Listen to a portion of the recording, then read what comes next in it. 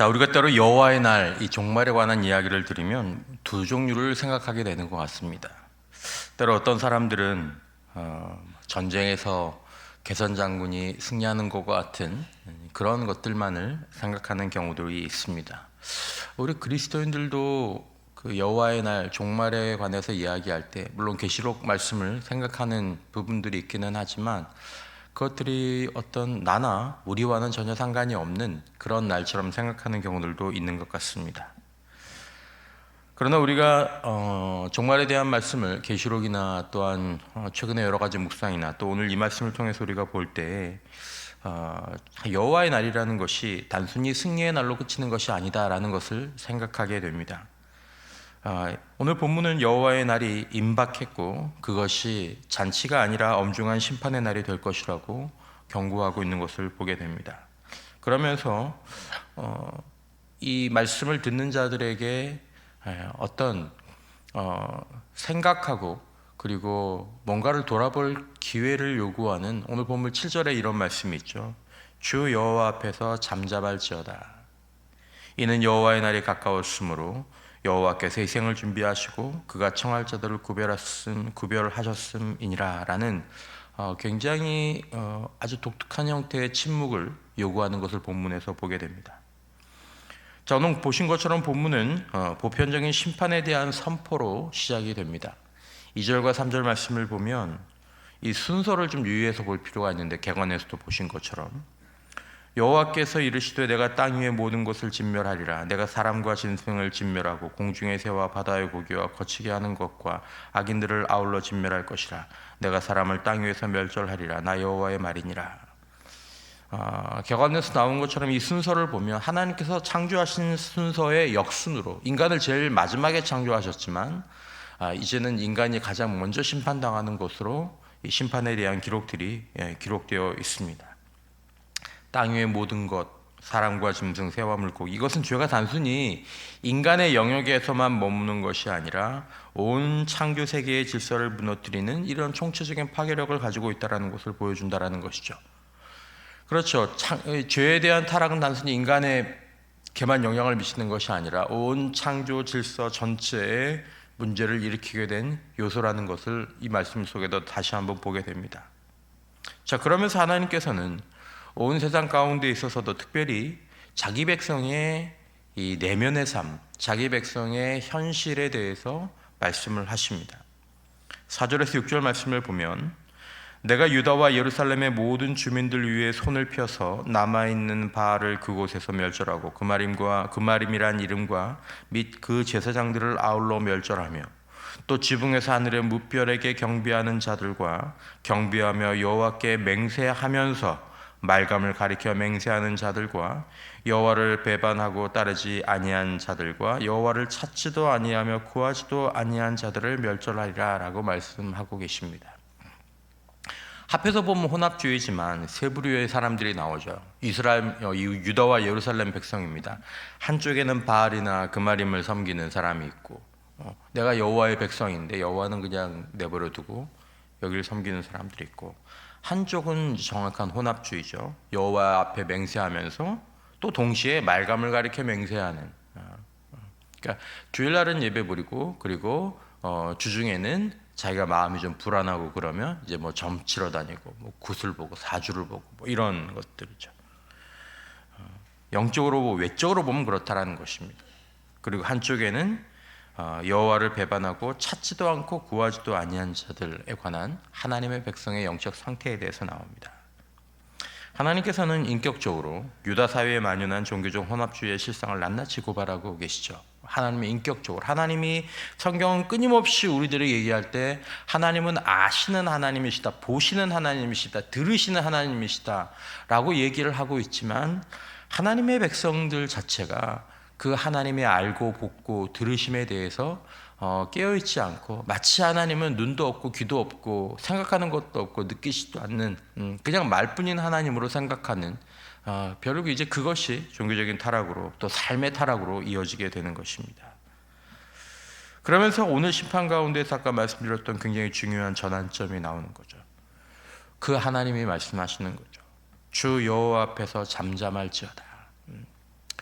제가 어렸을 때 부모님한테 뭘 잘못하다가 걸렸어요. 걸렸으면 부모님이 뭐라고 이렇게 얘기하실 때 제가 어떻게 하죠? 잠잠하죠. 잠잠합니다. 잠잠. 자기 잘못을 아는 거죠. 이 잠잠함이 사실은 회개입니다. 주 여호와 앞에서 잠잠한 거. 이게 사실은 회개입니다. 우리의 삶 가운데에서 주님의 임재 앞에서 이 회개의 잠잠함이 우리의 생명이고 우리의 구원이고 하나님의 사랑이 회복되는 길인 줄 믿으시기 바랍니다. 주 여호와 앞에서 잠잠할지어다. 자기 죄를 깨닫고 자기 모습을 돌아보고 이게 보여야 되는 거죠. 말씀과 성령의 거울에 하나님께서 친히 희생 제사를 준비하셨는데 그것이 바로 자기의 타락한 백성도 거기에 포함된다라는 것입니다. 자, 이 심판이 어떻게 진행됩니까? 아주 실제적으로 번져가기 시작합니다. 하나님의 심판이 8절과 9절을 보면 여호와의 희생의 날에 내가 방백들과 왕자들과 이방인의 옷을 입은 자들을 벌할 것이며, 이 이방인의, 소위 우리로 얘기하면 외국에서 수입해온 명품을 입고 있었던 사람들, 그들이 이제 그 지도자의 타락들이 우선되는 거죠. 그날의 문턱을 넘어서 포악과 거짓을 자기 주인의 집에 채운 자들을 내가 벌하리라. 어떤 사람들은 미신에 빠졌고 어떤 사람은 거짓과 폭력으로 부를 축적했습니다. 하나님께서 이 모든 불의를 심판하시는 하나님이시다라고 말씀하고 계시죠. 살아계신 하나님께서 거룩하시며 살아계신 하나님은 공의로우시고 선한 분이십니다. 우리는 기억해야 합니다. 하나님은 살아계시다라는 사실과, 그리고 그 하나님은 거룩하신 분이고 공의로우신 분이고 선한 분이시다라는 사실을 기억한다면 왜 하나님이 심판하시느냐, 좀 용서해 주시면 안 되느냐라고 생각할 수 없다라는 것이 너무나도 자연스러운 일이 되는 것이죠. 그러므로 하나님은 죄와 불의와 악을 결국에 심판하신다는 것을, 언젠건 반드시 심판하지 않으실 수 없다라는 것을 우리가 알게 되는 것입니다. 하나님은 살아계시면 10절과 11절 나 여호와가 말하노라 그날의 어문에서는 부르짖는 소리가 제2구역에서는 울음소리가 작은 산들에서는 무너지는 소리가 일어나리라. 막대수 주민들아 너희는 슬피 울라. 가나안 백성이 다 패망하고 은을거래하는 자들이 끊어졌다. 예루살렘의 시장과 상업이 발달했던 어떤 구역까지 이 심판의 비명이 번져나가고 있는 것이죠. 그리고 심판은 여기서 그치지 않고 더 세밀하게 진행이 됩니다. 12절 13절 그때 내가 등불로 예루살렘을 두루 찾아. 굉장히 강력한 표현이죠. 우리 밤에 자다가 어두운데 뭐가 안 보이면 핸드폰 이렇게 등불 켜지 않습니까? 하나님께서 등불을 켜시고 찾아다니신다라는 것입니다. 두루 찾아다니신다라는 거죠. 찌꺼기 같이 가라앉아서 마음속에 스스로 이르기를 여호와께서는 복도 내리지 아니하시며 화도 내리지 아니하시리니. 하나님은 복도 안 내리고 화도 안 내려. 그들을 벌하리니 그들의 재물이 노략되며 그들의 집이 황폐할 것이라. 특별히 그들의 집이 건축하나 거기에 살지 못하며 포도원을 가꾸나 그 포도주를 마시지 못하리라. 성경에 나오고 있는 여러 가지 심판 중에 굉장히 자주 반복되는 이 허무의 심판, 집을 건축하느라고 애쓰고 다 만들어 놓고 거기 살지 못하게 하시고, 포도원을 건축한다고 인생을 전부 다 쓰고 그 포도주는 마시지 못하고 고생만 진탕하다가 떠나가게 되는 허무함 심판. 하나님이 등불을 들고 숨어있는 냉소주의자를 찾아내신다라는 것입니다. 하나님은 상관없어. 영적인 무관심에 빠진 자들을 심판하게 된다는 것이죠. 이 모든 수고가 헛되게 될 것이라는 저주는 신명기 28장에 나오는 그 언약의 이 저주가 성취되는 모습을 보이곤 합니다. 저는 오늘 말씀을 묵상하는 가운데 특별히 이제 6절에 아까 말씀드렸던 여호와를 찾지도 아니하며 구하지도 아니하는 자들, 13절에 보면 마음속에 스스로 이르기를, 대놓고 얘기하진 않아요. 하지만 여호와께서는 복도 내리지 않고 화도 내리지 않아 라는 자들을 등불로 찾아 벌하리니 라는 말씀이 굉장히 좀 묵상이 되었습니다. 여러분, 우리가 계속 묵상하고 말씀에서 보는 것처럼 하나님 인격적으로 살아계신 하나님이시며 거룩하시고 선하시고 공의로운 분이시며 심지어 이렇게 등불을 찾아다니시는 사람으로 묘사될 만큼 인격적으로 반응하시는 하나님이시다라는 것입니다. 그러므로 그 하나님을 무시하고 그 하나님의 성품과 심판을 멸시하는 자들은 이렇게 살아도 아무 상관없고 이렇게 살아도 하나님은 내 인생 가운데서 아무것도 역할하지 않으실 거고 하는 자들이 결국 심판을 경험하게 된다는 것입니다. 이것은 반드시 하나님의 성품에 의한 심판이 임한다는 것입니다. 그러나 여러분, 우리는 오늘 이 말씀을 바라보면서 기억해야 될 것입니다. 하나님이 심판만 하시겠느냐? 스바냐서 후반부에 이런 말씀들이 다시 나오지만, 여러분, 하나님을 찾고 하나님을 구하는 자들, 하나님을 경외하는 자들은 동시에 하나님께서 동일하게 두루 찾아 반드시 인정해 주시는 일이 있게 될 줄 믿습니다. 우리는 이것을 기억해야 한다는 것이죠.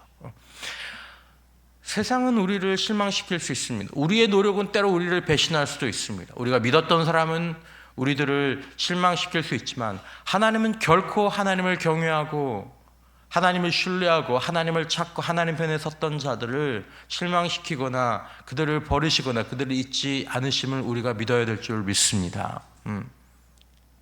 우리는 살아계신 하나님과 하나님의 성품과 능력에 따라 복도, 화도 겪게 된다는 것을 알아야 한다는 것입니다. 이것은 여전히 하나님의 백성과 자녀를 향한 사랑의 경고입니다. 여러분, 이건 하나님의 자녀를 향한 경고입니다. 여러분, 아무리 부모가 자녀를 사랑한다고 하더라도, 아무리 부모가 자녀를 버릴 수 없다고 한다고 하더라도, 진정한 부모는 자녀에게 그의 상황과 미래를 향해서 복을 주기도 하지만 때로는 징계를 주기도 하는 것입니다. 계속 엇나가고 이렇게 나가면 끝날 수밖에 없는 자녀들에게 계속 복을 주는 것은, 그건 정말로 진정으로 사랑하는 부모나 현명한 부모가 아니기에, 우리의 영원한 아버지 되시는 하나님은 우리에게 복도 주시고 화도 주시는 것입니다. 그들의 13절에 그들의 재물이 노략되며 그들의 집이 황폐할 것이라. 그들이 집을 건축하나 거기에 살지 못하며 포도원을 가꾸나 그 포도주를 마시지 못하리라. 오늘 하나님은 우리에게 말씀하십니다. 주 여호와 앞에 잠잠할지어다. 이 침묵은 패배나 체념의 침묵이 아닙니다. 나의 모든 생각과 변명, 나의 이중성, 나의 냉소, 나의 불신, 의심, 이것을 내려놓고 하나님의 주권 앞에 항복하라는 것입니다. 잠잠히 자신이 돌이켜야 될 것을 살아계신 하나님을 생각하며 돌이키라는 것이죠. 우리 안에 있는 혼합주의와 냉소주의를 버리는 진정한 회개를 요구하시는 것입니다. 여러분, 우리는 삶을 살다가 고작 10년, 20년 지난 것으로 인해서 하나님은 어차피 상관 안 하실 거야 라는 영적 냉소에 빠져가지는 않습니까? 하나님은 등불을 들고 찾아다니실 것입니다. 하나님에게는 등불이 필요 없겠죠. 하지만 하나님이 등불은 들고 찾으신다면 모든 것이 드러난다는 경고의 말씀, 그리고 때로 어떤 사람들에게는 위로의 말씀일 것입니다. 여호와의 날은 어떤 이들에게는 승리와 감사와 축복의 날이 되겠지만, 그날이 어떤 이들에게는 허무와 화와 영원한 후회의 첫날이 되게 될 것입니다. 오늘 우리가 이 말씀 앞에서 잠잠히 말씀과 성령의 등불로 우리를 비추고 복도 내리시고 화도 내리시는 우리 하나님 아버지를 경외하며 그분의 성품에 합당한 거룩한 길로, 의로운 길로, 선한 길로 주 예수 그리스도의 십자가와 성령을 붙잡고 매일 회개하며 예배하며 살아가는 저와 여러분들이 되시기를 주님의 이름으로 축원합니다.